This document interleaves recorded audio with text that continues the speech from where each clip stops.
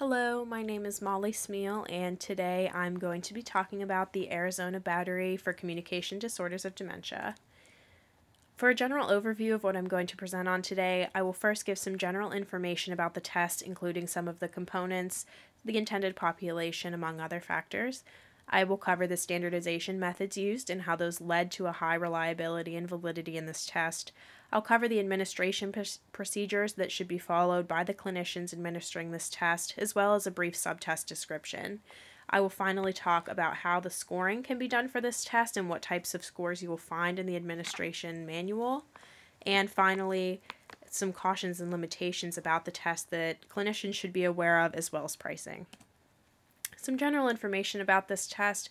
It is also known as the ABCD, which is an acronym used to describe it. The authors are Catherine A. Bales and Cheryl K. Tomita. It was published in 1993 by Canyonlands Publishing Incorporated, and this is the first edition. In this test, you can either purchase it as an entire battery or the pieces can be purchased individually. If you purchase the entire battery, it's going to include a test manual, response record forms that can be used to record a brief case history for your patient, 2 stimulus books, Book A and Book B, a 1-page laminated score guide, as well as a nail-in envelope. This test was originally developed for the elderly population who are impacted by dementing disorders, specifically Alzheimer's for this test. These disorders generally impact about 20% of the 65 and up population, so it's extremely important that we have some generalized test measures to use in this case. When the standardization was completed, they used those that have Alzheimer's as well as Parkinson's just for a comparison's sake to make sure that they were getting the right points for this test. And it can also be used in patients with brain injury, as some of the subtests also are used to measure mental health, which is important in brain injury patients. The overall purpose of this test is to evaluate cognition, memory, orientation, and information recall. There are also 5 constructs included in the test, which can help us to comprise the subtest into more understandable categories, and they are mental status, linguistic comprehension and expression, visual spatial construction, and verbal episodic memory. The main purpose of the test as defined by the test manual is to identify and quantify linguistic communication deficits. So by the end of the test, the clinician should be able to evaluate the language comprehension and expression skills in their patient and how that is going to relate to Alzheimer's disorder. For the standardization of this test, there were 272 individuals, 143 of which were female and 129 of which were male.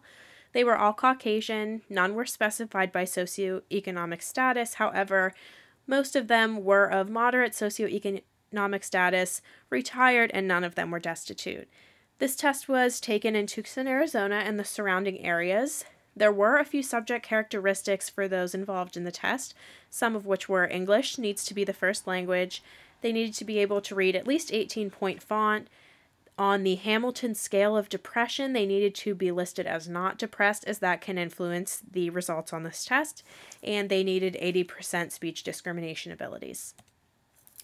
In order to determine reliability of this test, 2 different methods were used, which are test-retest reliability and internal consistency.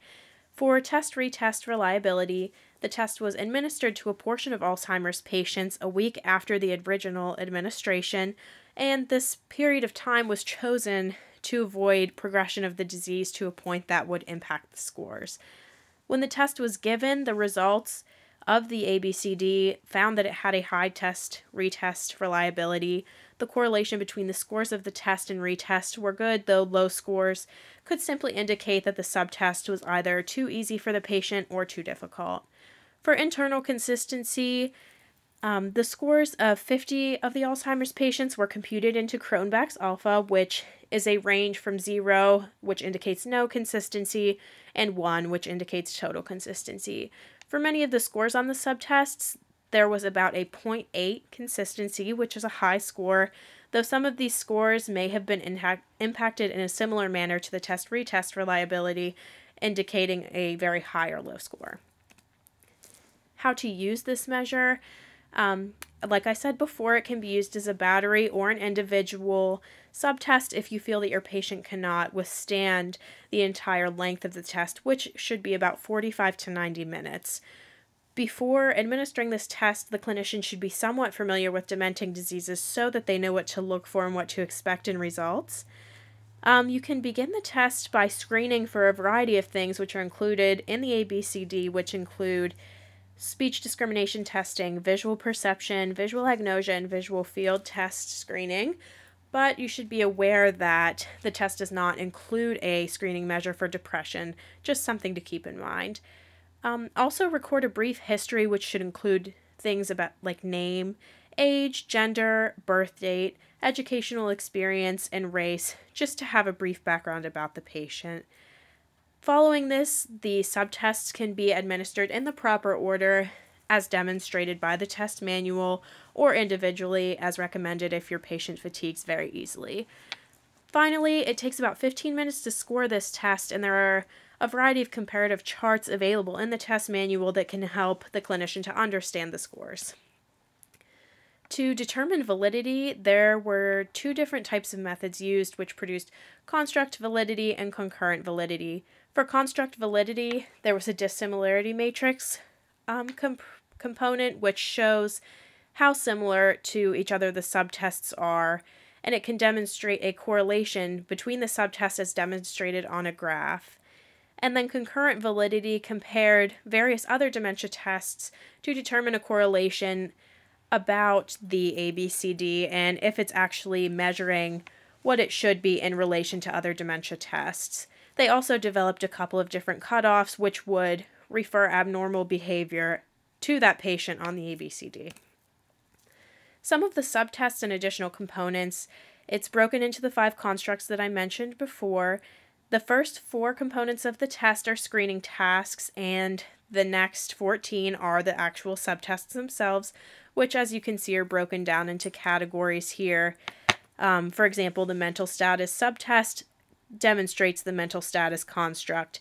And on this next slide, you can see the remainder of the subtests and how they are broken down into those 5 constructs. To score the tests, there are raw scores used and standard scores, both of which can be found in the test manual for reference, and the overall scoring process takes about 15 minutes. Just some words of caution: be aware that severely demented patients will produce different results, as well as depression patients, as that impacts the mental status. Be aware of other dementing diseases and have a general knowledge, and the level of performance does not necessarily imply the performance itself. And finally, here is a sheet that indicates the different prices.